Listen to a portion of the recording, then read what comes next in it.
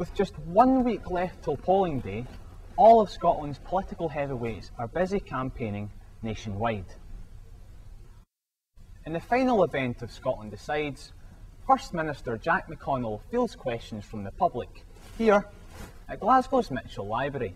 The Labour leader arrived for the hour-long session after spending the morning in Eastwood, and another large audience gathered for the talk with the Herald's Alf Young.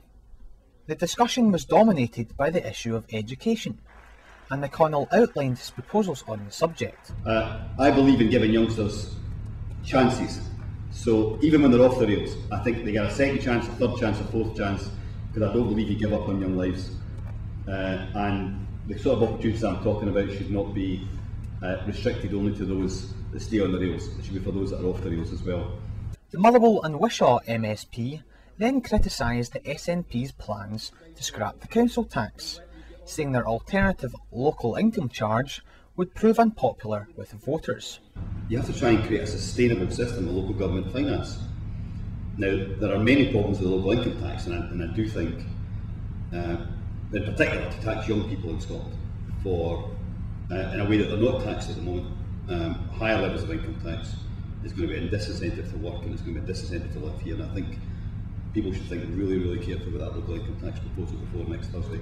McConnell then outlined his attitude towards an independence referendum, insisting that economic uncertainty would drive investors away from Scotland. And if international companies, particularly in the financial services sector, think that there is a possibility that within 3 years Scotland could vote to go independent, they are not going to make that choice. They're going to go to Wales where they can get a European grant, or they're going to go to Ireland despite the increased wage costs there. They're going to choose that because it's more stable. They're not going to choose Scotland. The session was then opened up to the floor, and McConnell faced questions about housing, drugs and transport.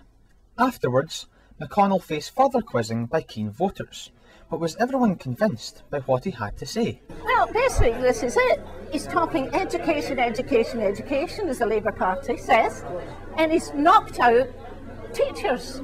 We now have in nursery schools a head teacher who does all the admin and what have you, and they've got rid of the teachers that support in deprived areas. Dreadful.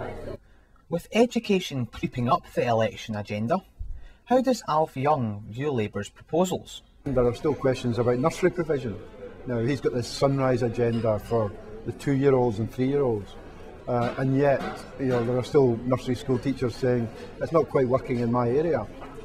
So the big challenge is there too, but I think it was worth spending a bit of time talking about that.